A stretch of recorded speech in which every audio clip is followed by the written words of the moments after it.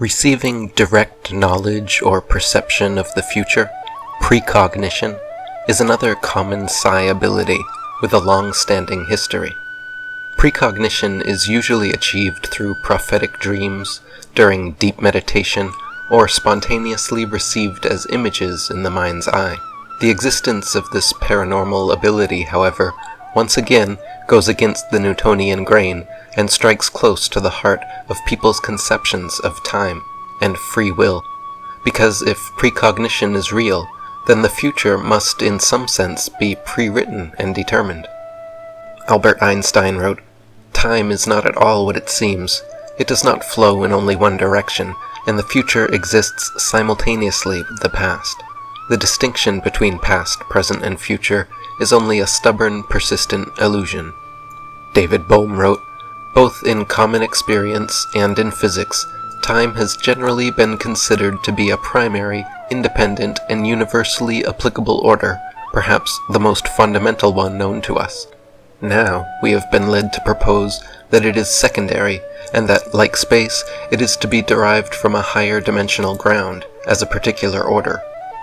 And Ervin Laszlo wrote, "When asked to define time, the physicist John Wheeler once replied that time is what stops everything from happening at once. Scientists are still searching for a good definition because the problem of time is that it doesn't appear to exist."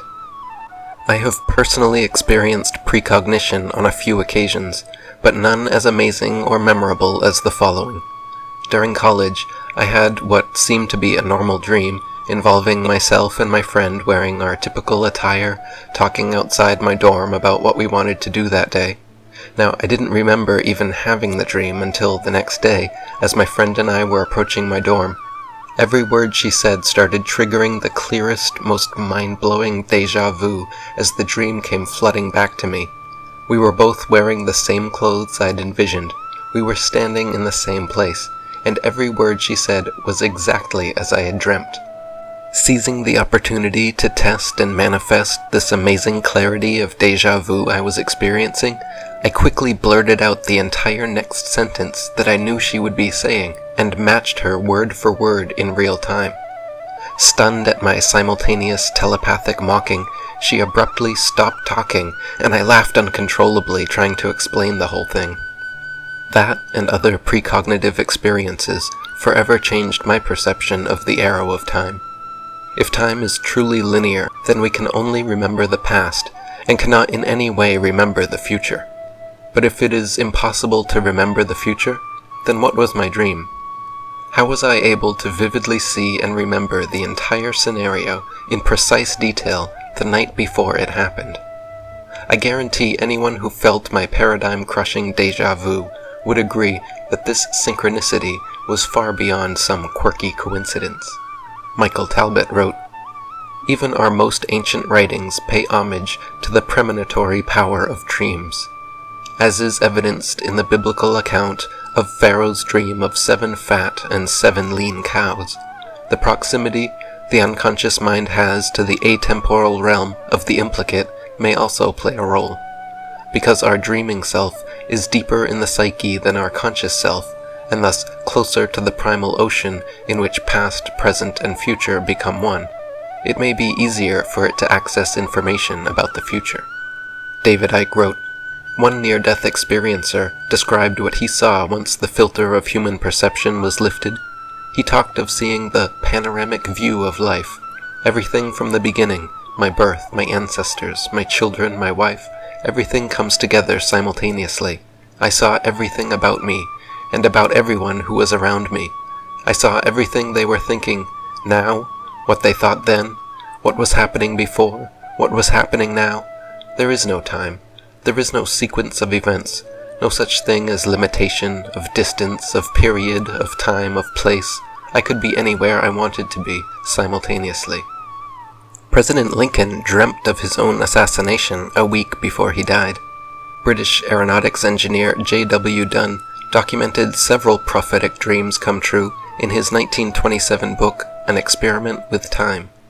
There are even 19 documented cases of people who precognitively saw the sinking of the Titanic, some by passengers who acknowledged their premonitions and survived, others by passengers who ignored their intuition and drowned, and others still by non-passengers.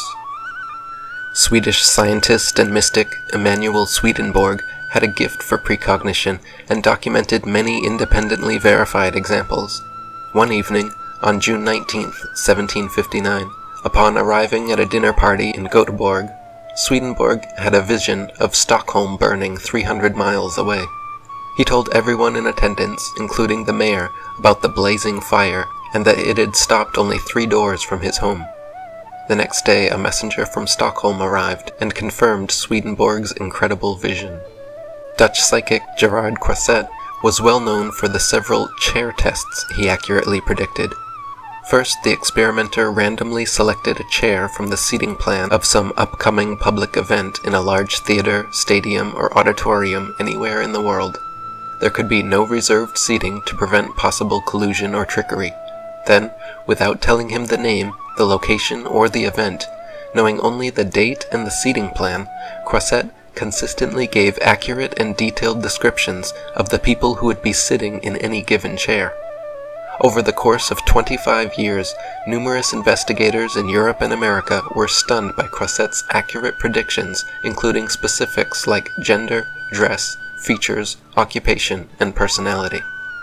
Michael Talbot wrote, "For instance, on January 6, 1969, in a study conducted by Dr. Jule Eisenbud, a clinical professor of psychiatry at the University of Colorado Medical School, Croiset was told that a chair had been chosen for an event that would take place on January 23, 1969. Croiset, who was in Utrecht, Holland, at the time, told Eisenbud that the person who would sit in the chair would be a man 5 feet 9 inches in height, who brushed his black hair straight back, had a gold tooth in his lower jaw, a scar on his big toe, who worked in both science and industry, and sometimes got his lab coat stained by a greenish chemical. On January 23, 1969, the man who sat down in the chair, which was in an auditorium in Denver, Colorado, fit Croiset's description in every way but one. He was not 5 feet 9, but 5 feet 9 3/4. Psi researcher Dean Radin highlighted the interesting case of Anne Ring in his Entangled Minds book. She sent him the following in a letter. "Many years ago, I had a very strange dream concerning my father. I dreamt that he was decorating the house, the way we do in England, or used to, with paper chains, holly, etc., except the decorations he was using were not the type used for Christmas. Suddenly, he sat down on a chair and collapsed, and he died. I woke up crying so loudly that it woke up my husband. I looked at the clock, and it was exactly 2 a.m. California time. I told my husband the dream, and he just said, 'Well, it's nothing. You are always having strange dreams. Go back to sleep.' But the dream had disturbed me, and it took a long while for me to get back to sleep. The following morning was Thanksgiving Day, and as I was preparing the meal, the telephone rang, and it was my brother, calling from London, to say my father had died. It was a terrible shock because I had seen him in May of that year, and he was in robust health. In fact, he had not ever been ill or in hospital in his life. I asked my brother when it had happened, and he replied that our stepmother had just called him and told him it had happened at 10 a.m. London time, the exact moment that I had the dream, 2 a.m. California time. By the way, he was putting up decorations because it was his wedding anniversary to my stepmother, and they were going to have a party that night." Dean Radin wrote, "How shall we interpret this experience? Is it a poignant coincidence, or is it a case of genuine clairvoyance? This was the one and only time Mrs. Ring ever had a dream like this, and it contained details and timings that matched real-world events. I've been told similar experiences by professors at major universities, by program directors at the NSF, and by generals in the Army. These are not naive people prone to fantasy. They appreciate the difference between meaningless coincidence and genuinely exceptional events. The most rigorous scientific study of dream psi ever took place at the Maimonides Medical Center in Brooklyn, New York.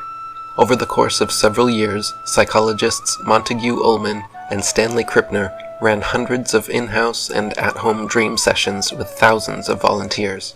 Experiments usually involved trying to predict random images chosen by computer and displayed overnight in a locked room at the Dream Lab. Each day, volunteers attempted to dream of tomorrow's picture, then recorded their impressions for Ullman and Krippner to cross-check. In 2003, when British psychologists Simon Sherwood and Chris Rowe performed a meta-analysis of all the Maimonides' dream psi results, they found that the overall hit rate was associated with odds against chance of 22 billion to 1. Michael Talbot wrote, "In his work at the Dream Laboratory at Maimonides Medical Center, Montague Ullman, along with psychologist Stanley Krippner and researcher Charles Honorton, produced compelling evidence that accurate precognitive information can also be obtained in dreams. In their study, volunteers were asked to spend 8 consecutive nights at the sleep laboratory, and each night they were asked to try to dream about a picture that would be chosen at random the next day and shown to them. Ullman and his colleagues hoped to get 1 success out of 8, but found that some subjects could score as many as 5 hits out of 8. For example, after waking, one volunteer said that he had dreamed of a large concrete building from which a patient was trying to escape. The patient had a white coat on, like a doctor's coat, and had gotten only as far as the archway. The painting chosen at random the next day turned out to be Van Gogh's Hospital Corridor at St. Remy, a watercolor depicting a lone patient standing at the end of a bleak and massive hallway, exiting through a door beneath an archway. Other evidence, such as psychic forced choice experiments, also supports this idea that we can see into the future. These entail having participants guess the outcome of future events with calculable possibilities, like what playing card will turn up, or what dice number will roll. In 1989, the Maimonides Center's Charles Honorton and Diane Ferrari published a meta-analysis of all forced choice precognition experiments conducted since 1935. They found 309 studies with 50,000 participants, totaling 2 million trials, where the time between prediction and event ranged from milliseconds to a year. The results were surprisingly positive, with odds against chance of 10 million billion to 1. One of the most convincing and astonishing proofs of precognition was discovered when University of Amsterdam's Dr. Dick Bierman hooked several poker players to electrodermal instruments to test learned responses in gambling addicts. He found that they all registered rapid changes in electrodermal activity just before being handed their cards. Not only this, but the differences in EDA corresponded with the type of cards being drawn. When about to receive a bad hand, participants showed physiological activity indicating a heightened fight or flight response. When about to receive a favorable hand, their EDA calmed towards a relaxation response. This indicates that on a subconscious physiological level, somehow we already know the future. Building on Bierman's work, Dean Radin also hooked volunteers up to electrodermal and other physiological instruments, heart rate, blood pressure, skin conductivity, etc., to test for recordable physical effects of anticipating future stimuli. In his experiment, volunteers would click a mouse button, wait 5 seconds, view a random picture displayed on their monitor for 3 seconds, then watch as the screen went blank for 10 seconds and began again. The images randomly shown were either tranquil photos, such as landscapes and nature scenes, or disturbing photos, such as autopsies and erotica. Lynn McTaggart wrote, "As expected, the participant's body would calm down immediately after he or she observed the tranquil scenes, and became aroused after being confronted by the erotic or disturbing. Naturally, study participants recorded the largest response once they'd seen the photos. However, what Radin discovered was that his subjects were also anticipating what they were about to see, registering physiological responses before they'd seen the photo.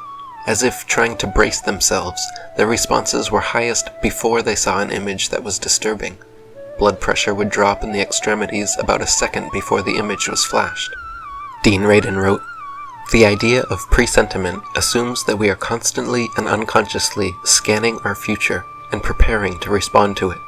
If this is true, then whenever our future involves an emotional response, we'd predict that our nervous system would become aroused before the emotional picture appears. As expected, skin conductance reacted 2 to 3 seconds after the presentation of an emotional stimulus, and the expected differences between the calm and emotional responses were clearly evident. But the presentiment effect which was predicted to occur before the stimulus, was also observed. The skin conductance levels were virtually identical before the button press, but as soon as the button was pressed, they began to diverge in accordance with the future stimulus. Nobel laureate Kary Mullis had the opportunity to participate in Dean Radin's presentiment experiment and was quite impressed with the results. He went on National Public Radio's May 1999 Science Friday program afterwards, stating, "I could see about 3 seconds into the future. It's spooky. You sit there and watch this little trace, and about 3 seconds, on average, before the picture comes on, you have a little response in your skin conductivity, which is the same direction that a large response occurs after you see the picture. Some pictures make you have a rise in conductivity, some make you have a fall.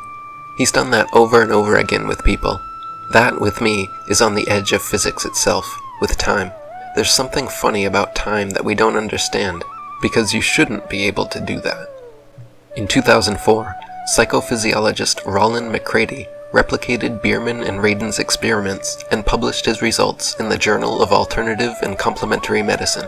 With odds against chance of 1,000 to 1, he found that heart rate significantly slowed before future disturbing pictures, and that the brain responded differently before the two different types of stimuli. Dean Radin wrote, "Lest we forget what's going on in this experiment, it's useful to be reminded what these results mean.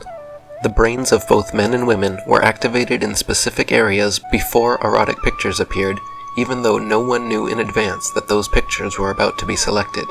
In other words, the brain is responding to future events." Given the controversial nature of this claim, Bierman discussed in detail alternative explanations for these results. He concluded that the fMRI results were valid and in agreement with the other studies based on skin conductance and heart and brain measures. When you step back from the details of these studies, what you find is a spectacular body of converging evidence indicating that our understanding of time is seriously incomplete. These studies mean that some aspect of our minds can perceive the future. Not infer the future, or anticipate the future, or figure out the future, but actually perceive it. In ordinary states of consciousness, and without the aid of technology, most people are able to remember the past, but not the future. This has led to the philosophical idea of an arrow of time, shooting from past to future, with us riding along the present.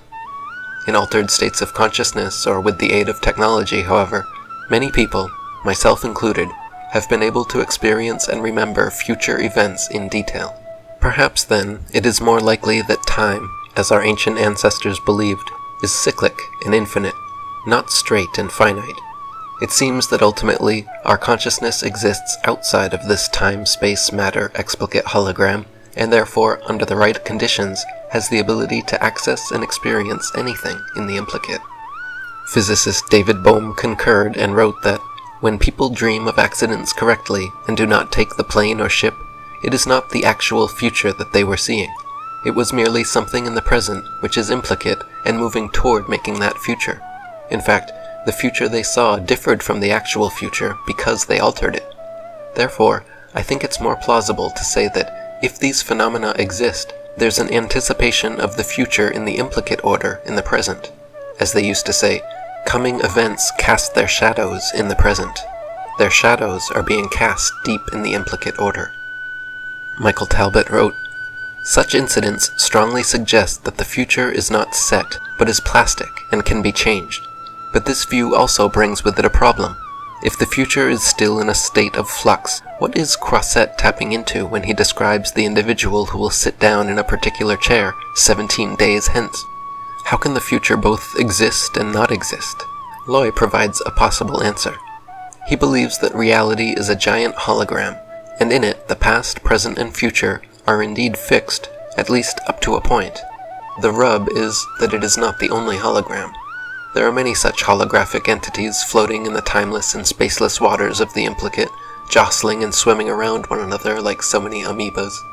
Such holographic entities could also be visualized as parallel worlds or parallel universes, says Loy. Thus, the future of any given holographic universe is predetermined, and when a person has a precognitive glimpse of the future, they are tuning into the future of that particular hologram only. But like amoebas, these holograms also occasionally swallow and engulf each other, melding and bifurcating like the protoplasmic globs of energy that they really are.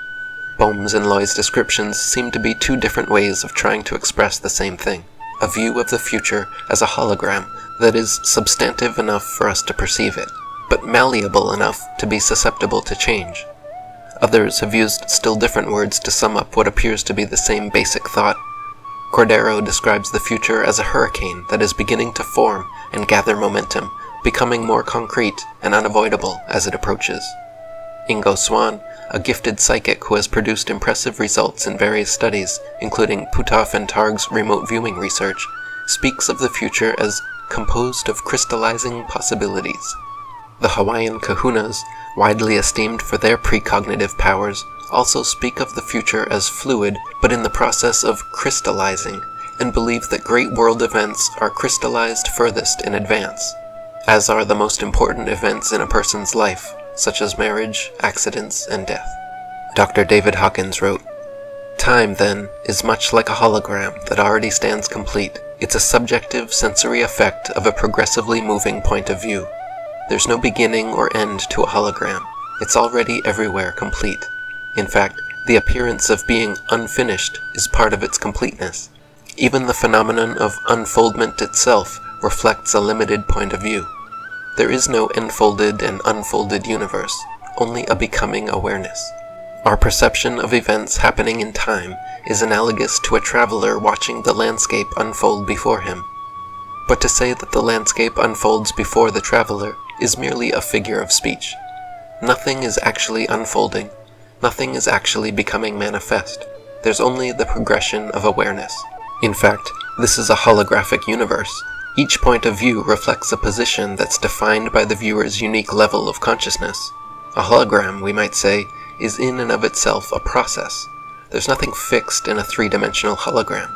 And what then of a four-dimensional hologram? It would include all possible instances of itself simultaneously.